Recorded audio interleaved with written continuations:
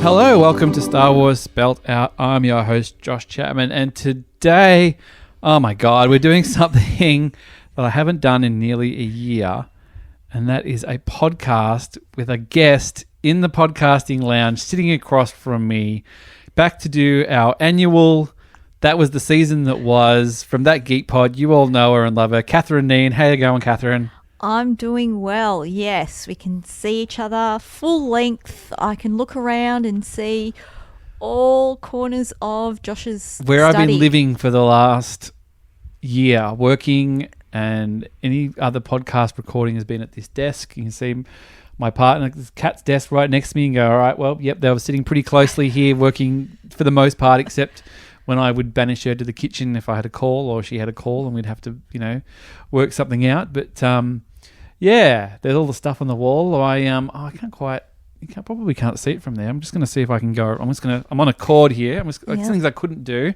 before. I was just going to stretch my Jabba the Hutt Black Series. Oh, wow. Look at that. Matt Frost, our buddy, sent over that I'd ordered from a Chapman's Cheapies from Myer in Adelaide. They were clearing them out for like $30. Oh. And I was like, I know someone who lives in Adelaide. So I just ordered it for click and collect and just made Matt go down there and get it. And then he'd sent me a box full of stuff, and then I'd send him a box of stuff before Christmas of just things that, I think there was like an AT-AT driver then, and there was a transformer that he was looking for, and I got that for him. And yeah. You get a nice little package in the mail and packages. 2020, the year of packages. I know. Yeah, I got a few. I wasn't too bad. Kat is massively into online packaging, shopping stuff. So we would probably get almost every day. We would probably get something that would turn up, whether that would be for the kids or for her or for whatever else. But yeah, it's just nice to. We've already knocked out That Geek Pod. Yeah. So if you've already heard that, depending on when this comes out, either go and listen to that after this, if you haven't already listened, or welcome back if you've already been listening, depending when it comes out. I think this is actually, I would normally release today, so this might actually come out before, but we'll work it out. Yeah. Maybe I'll bank it. I don't know. No. We'll just get it out. Get it out there. Get it out. So yeah, like I said, we're doing our annual That Was the Season That Was. 2020, That Was the Season That Was. A bit different than last year. Obviously last year we had a new Star Wars movie to talk about. Yes. And what fun that is, talking about a new Star Wars movie. Oh, geez. Isn't it fun? what an innocent world it was back then. We were just sort of talking about the rise of Skywalker and all that kind of stuff, and sort of thinking about what's next. And I mean, the funny thing is, like, from a Star Wars point of view, we got some stuff this year. We didn't get stacks, but we got a whole season of a Star Wars show, and we got the Clone Wars, and there's books and everything else. But we got announcements up the wazoo of just like what's coming in the future. Yeah, like as a Star Wars fan, I mean, we say, we only got 2 things. It's like, well, we had many years of nothing. Yeah, well, that's right. Normally you'd have 2 or 3 years of nothing, but when we had prequels, we still had 2 or 3 years of nothing. Yeah. And then we just had years of nothing. And I think pretty much, I don't think we were scheduled to get anything else 2020 anyway. Everything that was supposed to come out came out. I think COVID's only sort of delayed slightly the release maybe of like Kenobi and Cassian, much to my distress. But they are making them, they're filming them. Yeah, so I think that's pushed those things back a little bit. But, as far, and I think I touched on this on another episode earlier in the year, that like the fact that they just came up with this volume thing to shoot stuff on was just like, despite the fact it was built for, to control budgets and, everything else and technology and be able to do things you couldn't. But the fact it's like you've got a controlled work environment where only a certain number of people can come in and out and you can control, make it safe, basically. They certainly fell ass backwards into that one. Yeah, it was interesting when, I don't know about you, but Christmas night here, I got back from the family dinner at my sister's house. I have to admit, there were times I was like looking at my watch going, can I go? Making of The Mandalorian is just released. All right, come on, let's get this pavlova out so I can get going. I know it's Christmas Day, but can I go and watch Mandalorian?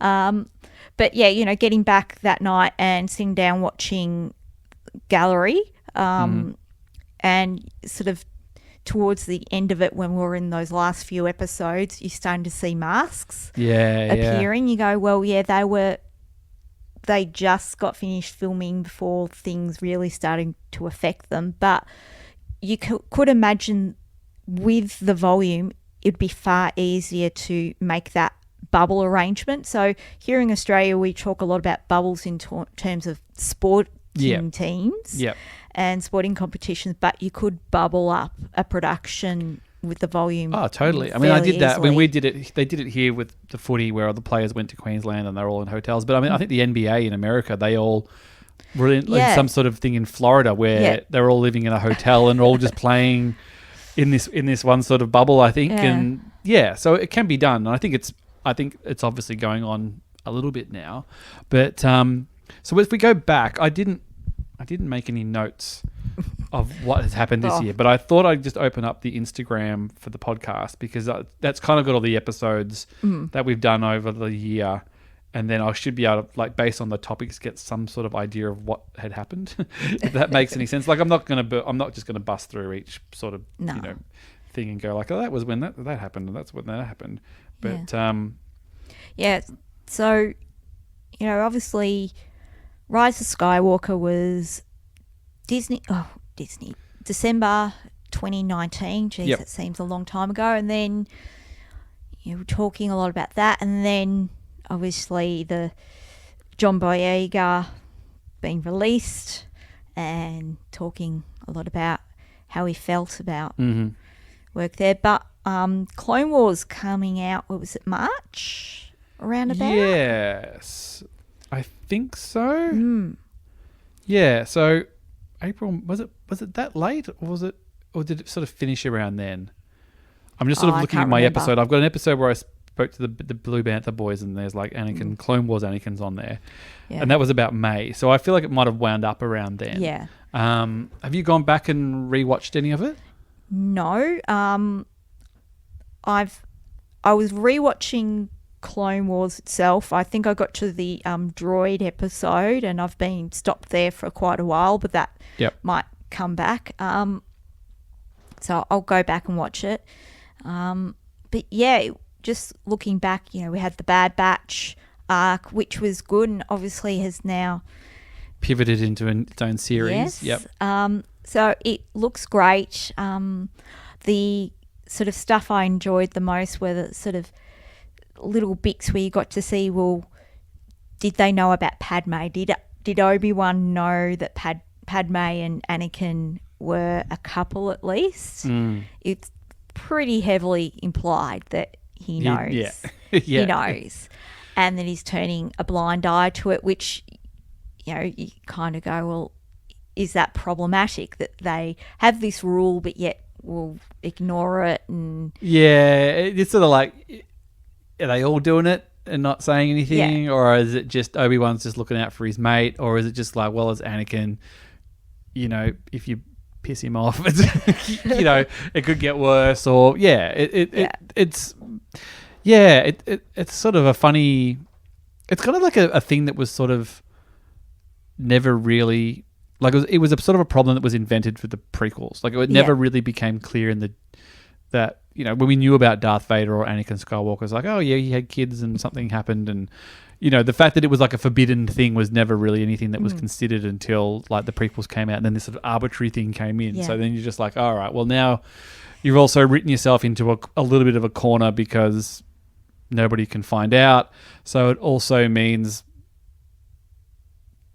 kind of means that like Padme had to die then as well. Yeah. Like you talk about Return of the Jedi, and it's like, oh, I didn't know my mother. I've kind of got visions and things. You're going to go, well, I just assumed that he knew he had kids, or at least knew he had Luke, and they were on the run. Kind of like, I had a feeling that like when that first came out, like maybe episode 3 would be the they've had the kid and they've already been separated and da da da da da. And but it was more of a like, well, nobody can know, so you've got to like conveniently tie up these loose ends when you can. Yeah, yeah. It's sort of interesting with how Clone Wars really fills out the relationship between Anakin and Padme and Obi-Wan and Anakin far more, and hopefully we'll see more of that explored during Kenobi. So I'm really hoping that we get those sort of flashbacks to Clone Wars, with the talk of Anakin Christensen. Yep. Hayden Christensen coming back. That it's those sort of flashbacks. Could we, and I don't know if anybody's brought this up, is Natalie Portman in play? Not that I'm aware of. But she's currently filming Thor, I think, or has that wrapped up? Anyway, they were filming Thor: Love and Thunder in Sydney. I've seen articles of like Natalie Portman leaves a supermarket. She's got a lot of vegetables. Clearly, Natalie Portman likes vegetables. You know what I mean? Yep. Like someone's paparazzi to leaving Woolies or something like that in Sydney. So she's obviously there. Yeah, I think she's doing the Thor. But yeah, just given the year that we've had, and we'll get onto the Mandalorian in more case of just nothing's off the table. Yeah. Like, I'm not saying that she's in it a lot, but I would not put them past it that they could find it. If she agreed to do it, they're like, hey, just come in for an afternoon. We need you to film like 10 minutes of dialogue and we want to put this in. Like, I think she might be more open to it depending on the director. The fact that it's directed by Deborah Chow, I think might have Natalie Portman's attention. Yeah. So it depends on what they would want to do. Yeah, obviously. But I think she could be interested in, it could be coming in for not that long into the volume and they could film it on the thing about the volume technology is it's just a picture behind the thing. They could be like, hey, if you're in Sydney and we're filming this in London, here's the background, just stick in front of the volume, just stand there. You know, you could probably still pass for early 20s, and if we need to slightly digitally touch you up a little bit, we could do that pretty easily. Yeah. I'm just like, if you're going to bring Hayden back, and I think if it was sort of Darth Vader focused more than Obi-Wan focused, it would probably make more sense. They're like, how do you work that? But like, why not? Yeah. Everything. That's the thing. Like, we're living in this post-Hamill in the Mandalorian world now, where let's just get into it. That I thought, and you were sitting in that when we did that premiere of the Mandalorian, and the Baby Yoda turned up, and I said, "There's no reason if they've got Force users that you can't have that. Luke Skywalker isn't in play in this universe." Yeah. But it was always like, well, Hamill will never do it. Yeah. He's done. He's said he's done. Like, why would he come back? And it was that, well, how could they do it? Would they do it? Would they risk joining it up to the Skywalker saga in that way? Yeah. But does it just fall to bits if you do it? Does it just negate everything that you've done? Not from a story point of view of just like, oh, like the magic is broken. You've just got this. Yeah. Yeah. And they did it and they pulled it off, well, perfectly from a story point of view. I think technically perfectly fine. Yeah. Better than somebody, way better. I mean, when I'm Charlie and Saffron, we talked about this. Like, if they'd been somebody else under that hood, anybody, I don't care how much you think when you Photoshop someone's face on, you think it looks good. It would absolutely have killed it. So, yeah, like Natalie Portman, everyone's in play. Like, I would say Harrison Ford is in play. Everybody is in play. I think, seriously, Carrie Fisher is in play. Yeah. I wouldn't, like, young Leia, older on Cassian show, if they had you could probably get away with recasting. Let's pivot to your favourite subject right now, Catherine, since you're here. We're crazy not to talk about Andor. Leia is, 19 in A New Hope? Yes. So if you're talking... And we're not entirely sure how far before New Hope it's set. They've left that vague, which is smart because then it leaves them to roll on. To roll on with more time. Obviously, it does leave the possibility of Leia. I wouldn't put her as a major character though, but being in the background somewhere. If Bail Organa's in it, and from all rumours we hear that's probably likely, I don't think they can help themselves, and which is fine. If it's a 14-year-old, 13-year-old Leia, by all means recast her. Yeah. If you're working into Carrie Fisher territory, it gets a little bit dicier, but if you get Billie Lourd involved, like they did on Rise of Skywalker, and got her blessing and said, do you want to even play Leia, and we'll do it at your face over the top? If she's cool with it, I think everything's got to go through Billie Lourd, basically. Yeah, she's the keeper of the legacy now. Yeah. And if she's cool to do it, if she's kind of like, you know what, I think, we got away with it for the Rise of Skywalker. She was already in the movie. Let's just not, bring her back for this. Totally fine. Yeah.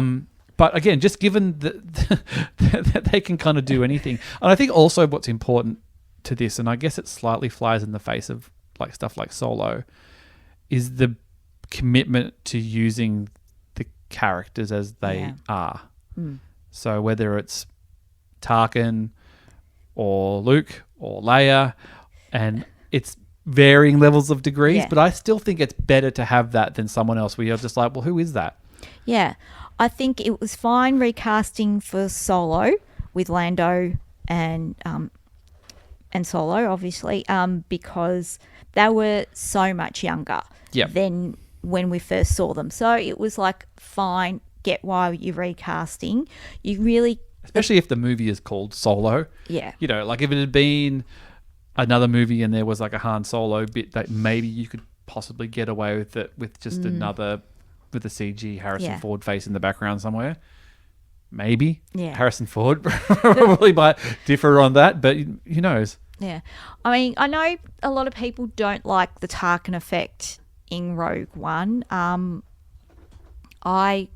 think it's amazing. I think it works great. That's my personal opinion, but... It's still better than someone else. Yeah.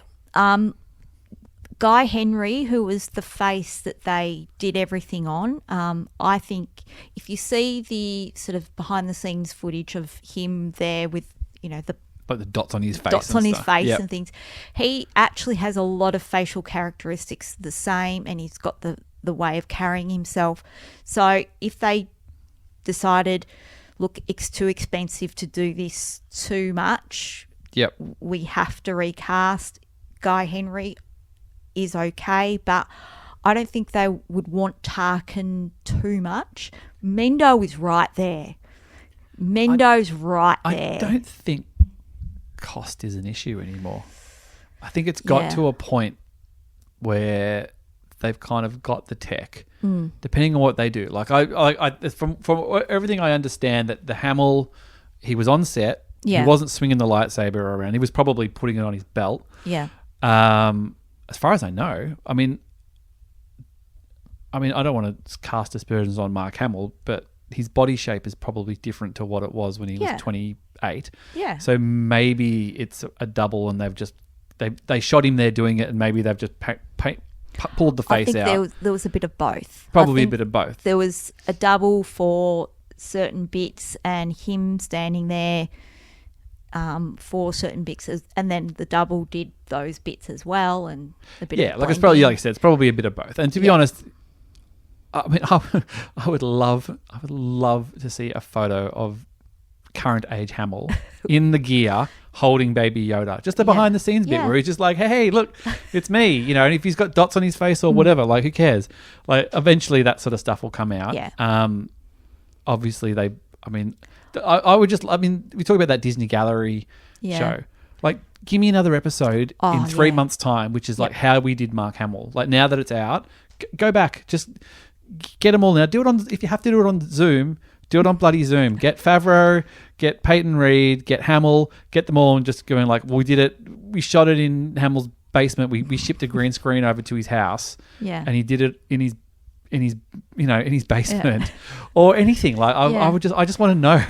I think they could drop a few more episodes now and go deep into it. But yeah, with Andor, obviously Mendo's right there. Come on. Well, he's doing Mendo. the Marvel thing too. Yeah, so But again, he's on a volume. there's your sting. There's your season 1 sting though.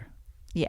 So they're very good at keeping things close to the chest if they need to. They only need to show what they need to show.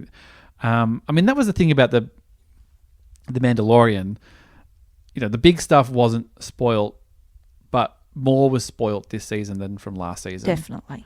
I really like the Kessel Run guys, and if I choose to not engage, I can not engage, and that's my own fault because I want to know some things if it's not too big and the big stuff. But it would, if we'd not known about, and that stuff got spoiled later anyway. Like stuff like Ahsoka came out regardless of what those guys had was dropped. In it was Variety. It was in Variety, and like the Dutch whatever Disney Plus thing dropped it, and blah blah blah blah blah. But imagine if you went in completely cold. Yeah. Of how cool that would have been, because it was like, this is the Ahsoka episode. The Ahsoka episode's coming up, and blah blah blah. That's just the world we live in, and then like the big things we didn't know. So no, we had no idea that Baby Yoda would get a name, Grogu.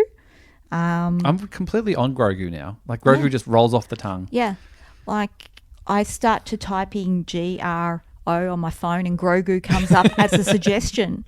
It's like, you meant Grogu, didn't you? Like, I sure did. Yep.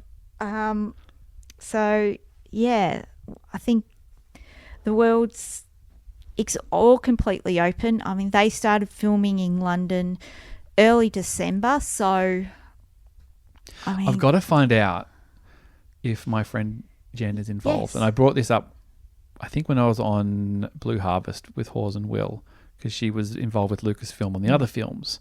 But she had a baby in March, so there's a very good chance that she's on mat leave. I should send her a message. She actually sent me a message for my birthday, and I did write back, but I didn't go, hey, so you're working on Star Wars at the moment? And to be honest, she's not on set every day. She wasn't on set for these other things. She was involved in putting people on set for the BFI, working with Lucasfilm. So I would be curious to see whether she had any involvement at all in that, and if she... Well, things are obviously shut down. It's only starting now, so she might be back off mat leave. I don't know. I'll have to find out. But I'd like to think that she would tell me, but we'd have to find out. But it's cool. Like the thing that blew my hair back about the Andor stuff more than anything was that it looked like it was not shot on the volume, or at least a lot of it wasn't. It looked like they had built big sets. Big sets. Yeah. So. I wonder whether they'll do some stuff on the big sets and then they'll move over to the volume, or what they'll do. I think it was also that, this has been in production for a while. Yeah. They only had one volume at the time. They hadn't built another one. They're like, hey, if we want to get started on this thing, we've got to start. Yeah. We can't do it the other way around. And I think probably a little bit of it, and I can't attest to this because I don't know how Lucasfilm operates, but obviously having ILM locally where they shoot The Mandalorian, because all those sets have to be digitally created to put into the volume. And if you've got ILM right there, you can do it. If you're in England, normally you shoot stuff and you stick the special effects in at the end. So it might be like, hey, we don't quite have the capacity to do everything that way at the moment, but now we're building a volume. We can actually look at the way that we do stuff. But at the moment, we're just going to get the old hammer and saw out, and which is cool because it'll be curious to watch it and kind of go, wow, like... Will it make a difference? Does it feel different? Does it, does The Mandalorian lend itself to the volume because it's all sunsets and but there is a lot of that kind of, but if Andor's street level, if there's a lot of cities and people and you're a lot more in a core story wise, it's like, well, I can't do a city full of people on a volume because I need all my people. That's the point. Yeah. I can't fit 300 extras in a room full of screens. I've got to be out on a proper stage. Yeah. So... Because I'm just thinking, well, season 1 of The Mandalorian, they did, the sort of shootout or the siege of the... they're outside. Yeah, they're outside. That where they had the mass of stormtroopers, that was all done outside. Yeah. And then season 2, the only bit that we know of that was outside was at the Jedi Rock. Oh, the Boba Fett one. Yeah, and again, there was a lot of stormtroopers there. Yeah. When like the volume that you see in the gallery, the season 2 one's like twice as big. Yeah. It's quite interesting. But the cool thing is that it's like long. So they kind of go like that bit where he's walking down the street in that first episode. Yeah. It's all the volume. Like it's Yeah. just following him down this street going, because obviously I'm going, well, they must have shot this outside because it's not just because he's walking down the, like, we just built a really long one. So it's actually kind of like a long cardboard box sort of like, it's almost like a rectangle kind of thing. So, it's exciting. Did it feel like, we all make jokes and we talk about, your love for the character and your excitement for the show and stuff. Given the year that it was, like, did it finally feel real when Kathy Kennedy sort of brought up that, like, the logo and you saw the production and people were like, hey, no, we're building this thing. It's not like coming soon. Yeah. So, during the that 4-hour call, during the Star Wars bit, I was teaching, and so I was in class, and then afterwards looked at my phone and it was like this enormous stream of notifications from my Star Wars friends, yes, Josh included, and there was the announcement and the Andor logo, and there was no one in the classroom because I literally collapsed, because it was this, it is happening. Yeah. It is finally happening, because there's been naysayers for a long, long time saying, yeah, it's in trouble, it's not going to happen. Yeah.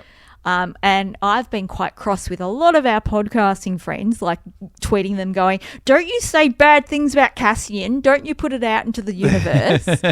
And so for me to finally see, like, the behind the scenes, this is happening, we are filming, it is going ahead, it was just awesome. It was amazing. Because it's one thing to have, like speculation of whether, because I think it did change directors and, like, is it Tony Gilroy got back involved? And, so you kind of look at that and you go like, oh God, like it's already had production, like Rogue One had production staff, and then to sort of throw on top of the year that it was, you're kind of going,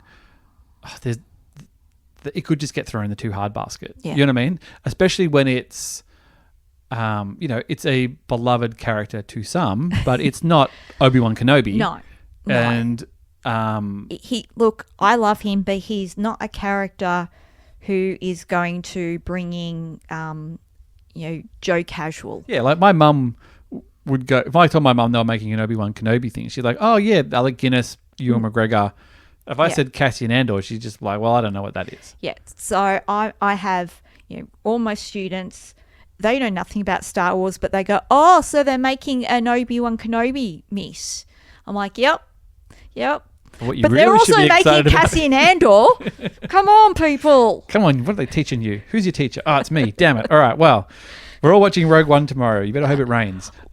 Look, you say that, but at the end of one lesson this year, one of the few we had in person, I did play that YouTube clip of the music of The Mandalorian from Ludwig. Oh, right. Yeah. And by the end of it, they're like, this is really good, miss. So I'm like, I know. It's awesome. Look at the size of his recorder. We're all getting recorders. You're all back in primary school. Well, the thing was, like, the announcement. Was the announcement the biggest Star Wars news of the year? I think it probably was. Like, I'm not talking specifically about Andor. I'm talking about, like, the glut. Oh, it's that 4 hour of just bang, bang, bang, bang. Like I'm making the movements of just being hit. She's being hit with, like, rock salts out of a pump action shotgun. What was it? 10 were announced, and they didn't even announce Book of Boba Fett. Yep. And then you add on to that, all the Marvel stuff they announced. It was just insanity. It does sort of pose the question, like the big question for me. Like, I suppose it doesn't really matter. Like, what was Celebration going to look like? Like we talked all year about. We had this thing of sort of getting excited about Celebration, getting worried about Celebration, and then kind of mourning celebration, then kind of accepting celebration. Of kind of, that's kind of how it went. And, early on, when it sort of looked like it was all happening, we were living in this post-Rise of Skywalker world going like, what are they going to talk about? Going, all right, well, I guess they'll talk about Mandalorian. We'll get a trailer for Mandalorian. We might get a trailer for Mandalorian. I think at that stage, there was no Bad Batch then. There was certainly, Obi-Wan and Andor was sort of supposedly happening, so we're kind of going... They'd been announced at D23.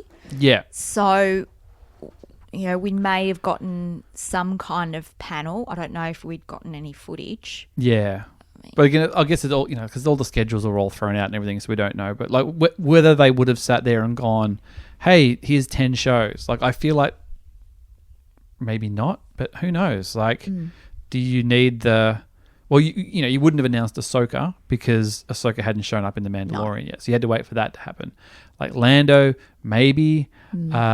Maybe the Rangers of the New Republic one. Yeah. Maybe feels like that's kind of Mandalorian concurrent as well. Oh, the Patty Jenkins, what is...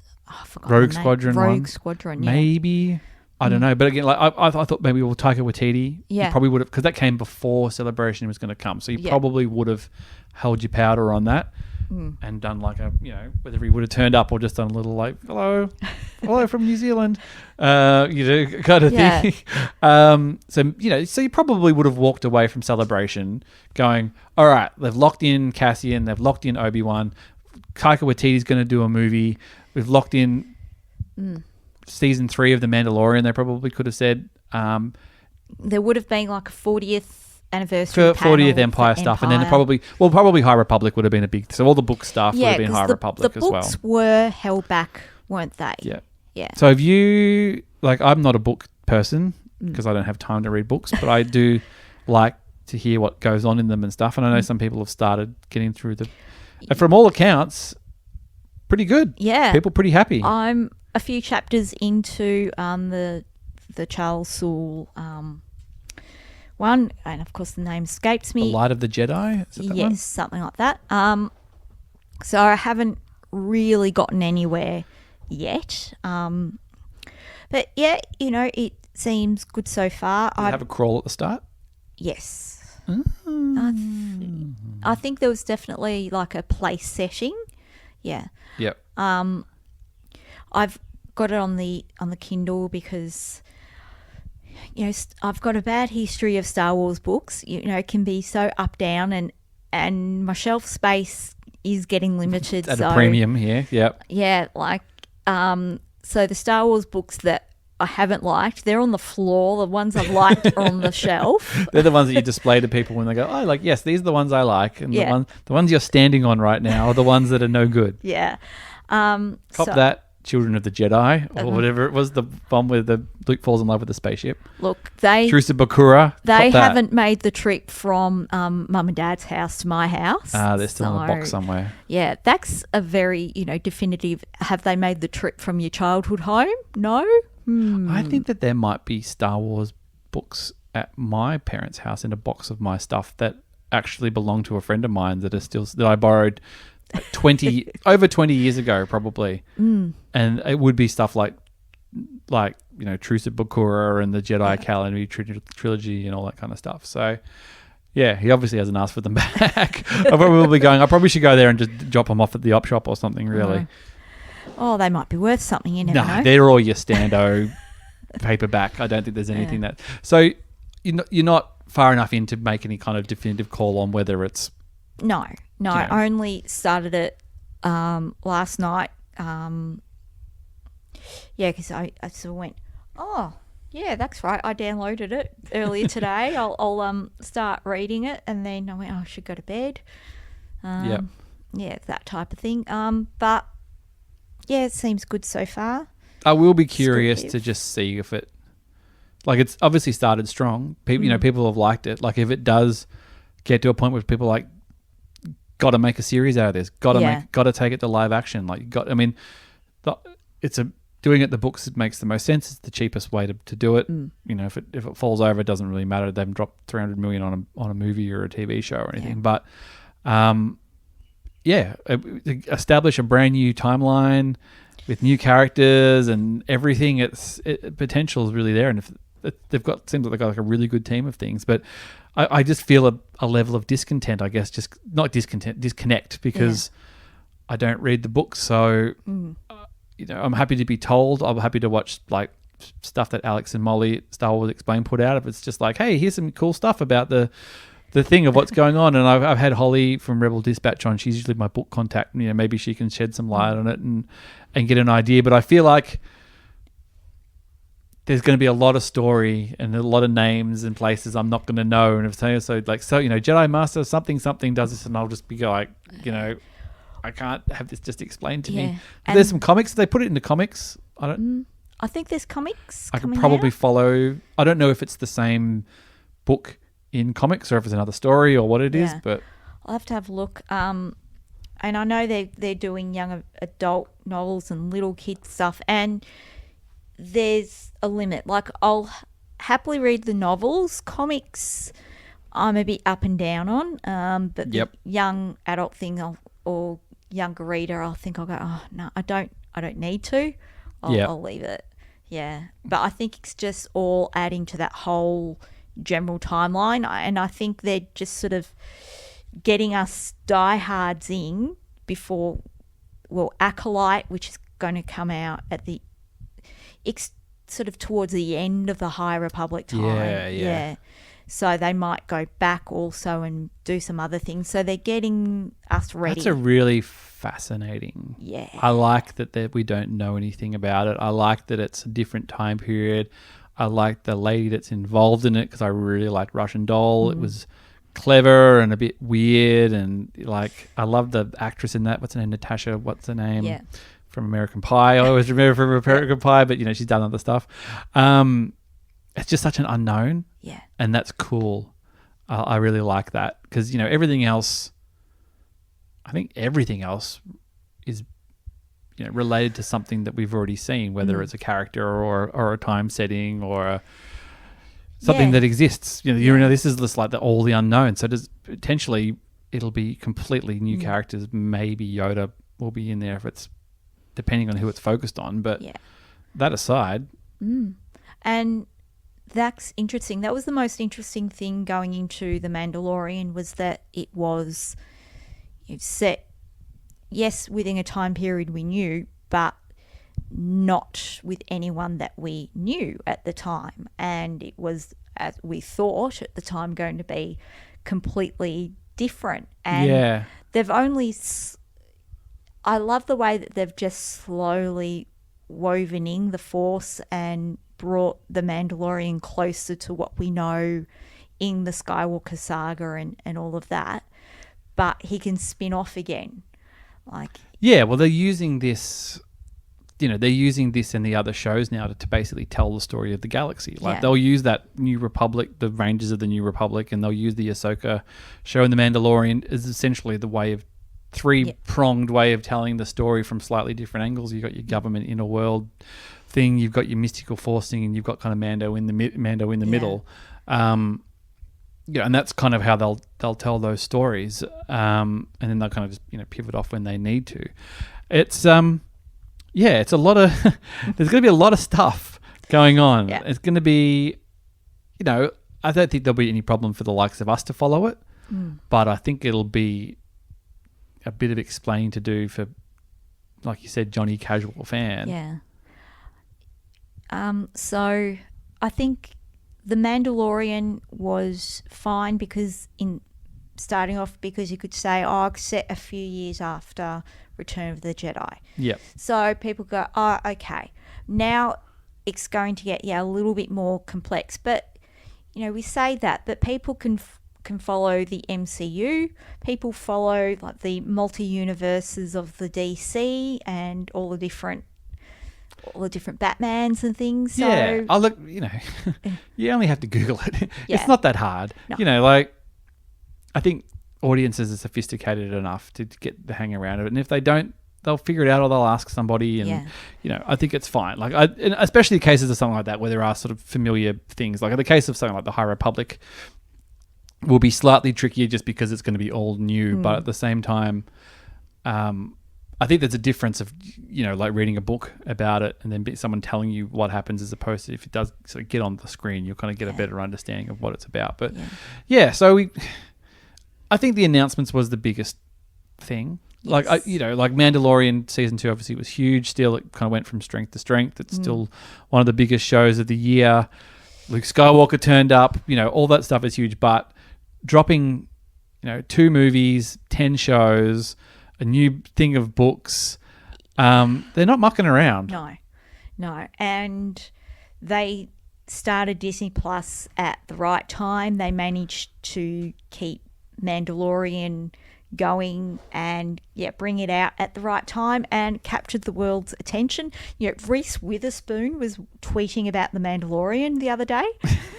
How she was crying at the end and thought it was amazing. So it's captured the world's attention. Yeah, it's definitely, it's.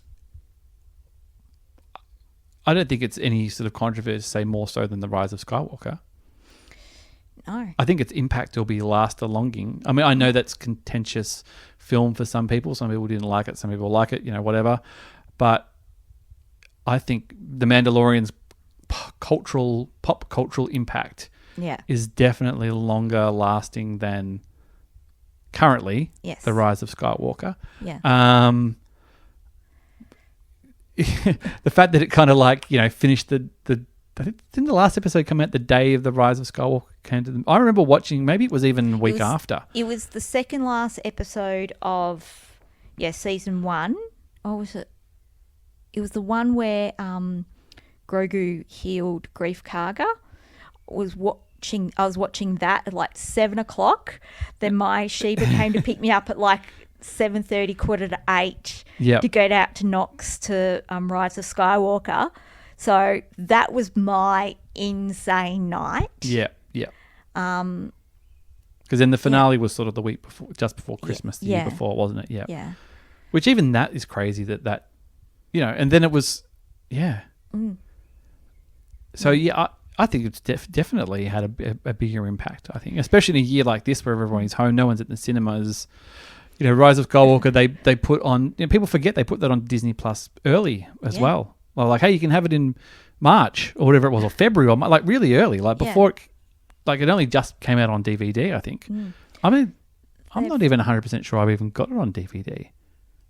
I do, because I bought the massive box. Oh, you bought the big box set? Yeah, because I like packages. No. That was a very big package. No, I have. I'm sure I've got it. I'm sure you would have. Because I would have bought it on 4K. Yeah. Because I've got a 4K. I've got a 4K on my Xbox. Yeah. But yeah, it's just sort of funny how history will sort of, it judges these things. But the thing is, now is this an indication of, like you're saying before, of going hey, you had your original movies and you had nothing for 15 years or 20 years, whatever it was, and then the sort of special editions, and then we got the prequels. But even that was 3 years apart. There was not stacks going in between now, and you're so laser focused on this next thing coming out. And I think, by the Force Awakens, it was huge build up for Force Awakens. And then Rogue One, you're kind of riding that wave. Yeah. And you're wow, it was only a year. Yeah. And then sort of, Last Jedi came out. And then it's what's going to happen next? You're kind of riding that, Solo was this sort of weird thing in the middle where it came out just after Last Jedi. And then you had an 18-month, whatever your feelings are of Rise of Skywalker. I almost feel like the build up for Rise of Skywalker was strong, probably for us because we went to Celebration. That, I felt like that was its strongest point. Yeah. And then I think Mandalorian might have even taken a little bit of that away because your focus went on to that. Yeah. And then you're oh, crap, there's a Star Wars movie coming out. And then, whatever, if you're underwhelmed or overwhelmed from the movie, whatever. But I feel can you have the fact that there's going to be more stuff. There's going to be 2 or 3 shows if we end up having 2 shows, even if it's 2 shows a year plus an animated, because I think Bad Batch is in March again roughly, and then Book of Boba Fett's Christmas, and then Mando. That's what we've got next year. But 2022, you'll have Mando. You might have Mando, Cassian, Obi-Wan all in one year, first seasons. Yeah. So that's if Mando's 8 episodes, Obi-Wan's 6. So that's 14, and then Cassian's another 8 or whatever it is. That's 20. So that's almost half the year. Yeah. Just under Awesome. but that's half the Yeah. year of having a Star Wars show every week. Yeah. And that doesn't even include Clone Wars or Bad Batch. Bad Batch, yeah. So you could actually have 2/3 of a year of Yeah. a Star Wars thing every week. Like, I feel sorry for the guys who, like you Sith listers who get up at 4 in the morning to do these reaction videos and stuff. But it'd be it'd be such a grind. Like, imagine being Molly and Alex and Star Wars Explained or something like that. Just keeping up with it all is just huge. I mean, it's different, but like the Marvel stuff on Netflix, again, it's different because it comes all out at once, but it's like that mountain to climb when they release something new. And I think Disney Plus is doing the right thing by doing it week to week. Oh, the dream is by 2022, every week there'll be a new thing. So it'll either be Marvel or Star Wars. If they're just going like, hey, we've got Pixar, we've got kids stuff, we've got blah, blah, blah, blah, blah. But like as far as like our pillars of the age group of whatever, 15 to 45, which is Marvel and Star Wars people. Yeah. Every week when you get onto Disney Plus, there'll be a new episode of tier 1 content that you can basically sit through. Like I think this year, because I keep going next year, this year, like WandaVision, Loki, and Winter Soldier are all out this year. Yeah. So that means that there's 3 series of those, and if they're 6 to 8 episodes each as well, that's whatever 20. So let's say it's 20 weeks of those 3 shows. Then you've got whatever Book of Boba Fett is. Yeah. So you're almost getting into every second week of stuff. This year they're saying December 2021 for Book of Boba Fett, and then I'm going off IMDb. I think they're saying December 25th for Mandalorian season 3. So Christmas next year. Yep. Right. Or Christmas, 2021. That's this year. Yes. So if you look on IMDb for the dates, that's what they're saying.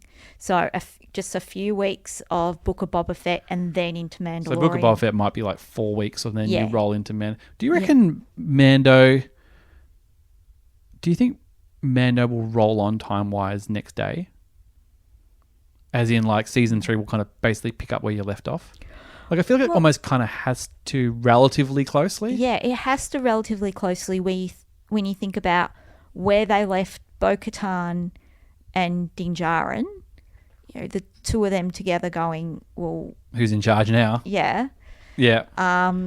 Even thinking about, well, Boba Fett's got to go back, pick up Fennec Shan, and then go to Tatooine. Yeah, so I guess that...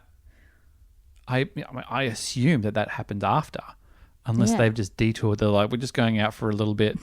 We'll come back. Maybe that's why Boba Fett's like doing a lot of drop-offs and pickups and isn't actually hanging around. He's like, I've got to go keep an eye on things and watch my throne. Because he might have done... That could have been... I know he hasn't got the armor then, though, does armor. he? Yeah. So it's got to have been either afterwards... Yeah. Which kind of makes sense, because if you kind of go, all right, well, Mandalorian ends where it ends. Luke Skywalker gets in the lift. Then Book of Boba Fett kicks off pretty much straight after. Yeah. And then you can basically pick up Mando after Book of Boba Fett, whatever's going on. Because it does make sense. Like you said, there's dangling threads with Bo-Katan, obviously. And it also means that it's less time with... I mean, there's always assumptions that Grogu will be back. I hope so. But the assumptions that are being made about it seem to be more business-based than story-based. Of kind of like, well, you can't... there's a million Grogu plush toys and there's a million Grogu T-shirts and everyone loves him. It's just like, well, they made millions of Boba Fett crap and he was only in the movies for 3 minutes 20 years ago. Like, you can still churn stuff out. It's that thing of, the child, as he was known then, was such a surprise for first season that they had no merch leading into Christmas, and they really could have done with some. Yeah. I mean, they certainly made up for lost time. Yeah, but to then go, okay, now what? Do we not do any Grogu merch? But for me, it's like Din and Grogu are the heart of that show. I mean, when Grogu was taken, not by Luke, but by Moff Gideon, I was crying and inconsolable because I was terrified for him. Yep. And yes, I'm pretty sure I recorded that for posterity. But is it better to, like, I don't know, like, you kind of go, does the story, if The Mandalorian had just been 2 seasons and they said, we're only doing 2 seasons. Yeah. And this is how the season ends, and that's the end of the story. And then one day you'll find out that Grogu became a great Jedi, or he gave it away, or whatever. We don't know. Yeah. Like, all those people are like, oh, but he didn't. He burned in the. It's like, nah. Like, that is not even on the option table. It's more likely he went missing for hundreds of years, and he'll turn up in some story later on. But is it better to end the story at an end like that, which feels like a logical end? Or does it negate it to bring it back? Like, if he just turns up 3 episodes later, or is it kind of like, does it lessen the Luke Skywalker impact? Does it lessen the moment where he says goodbye? Does it lessen all those things that we all of a sudden we're back at a point where they're just in the thing together and he's like, don't touch that, don't touch that.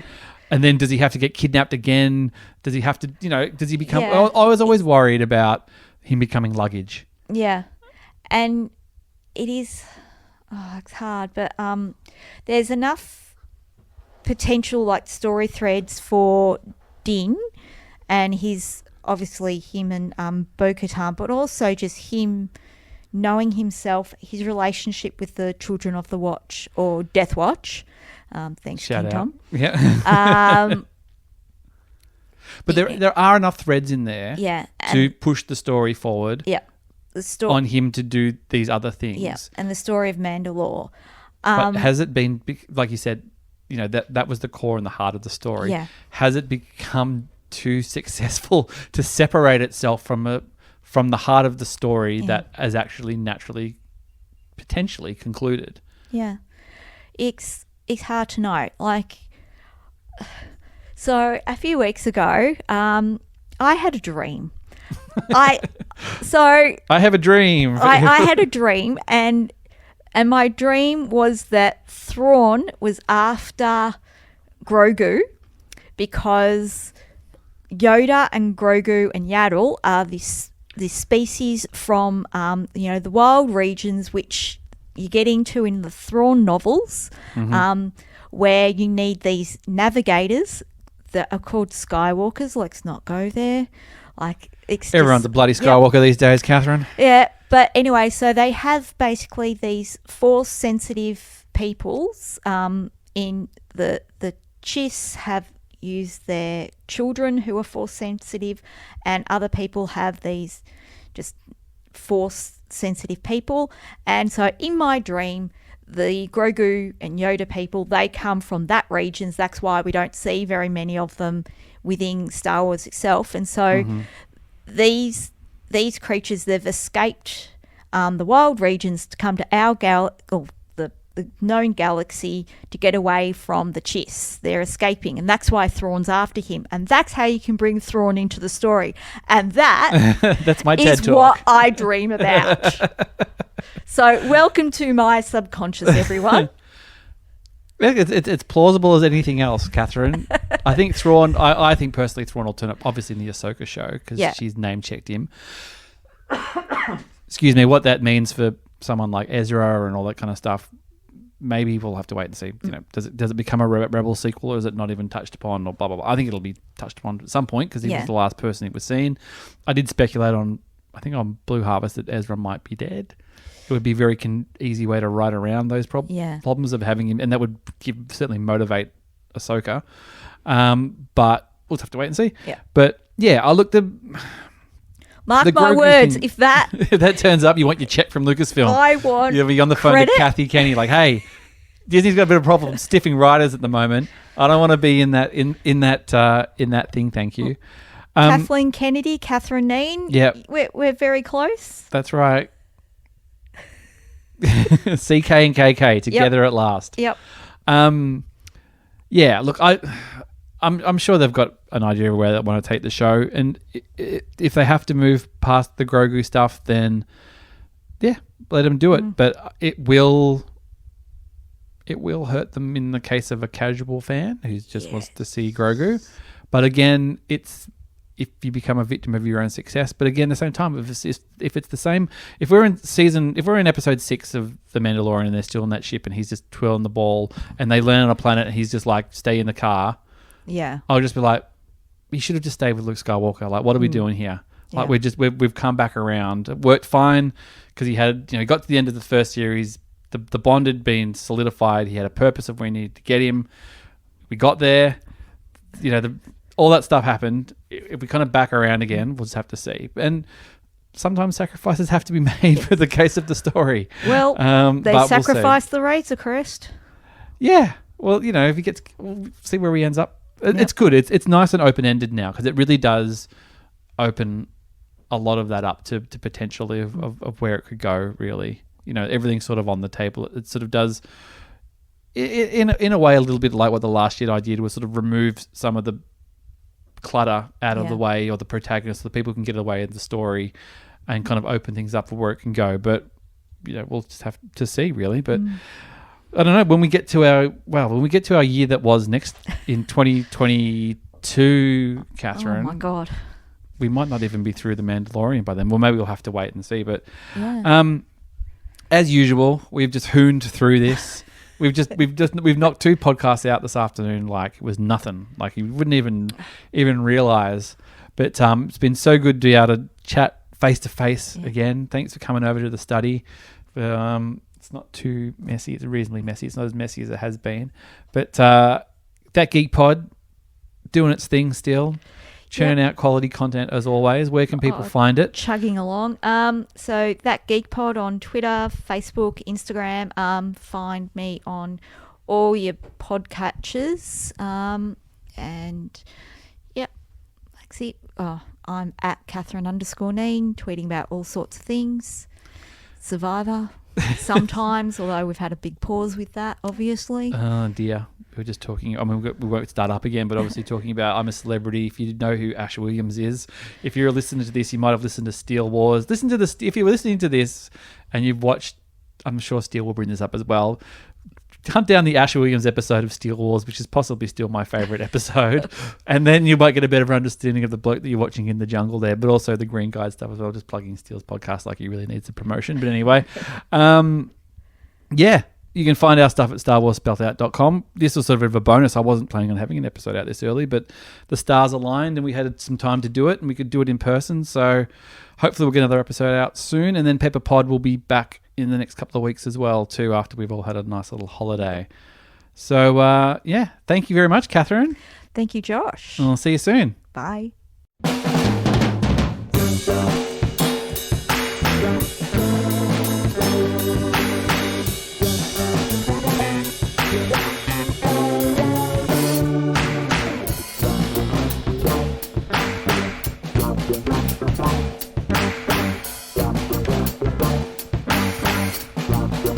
Thank you.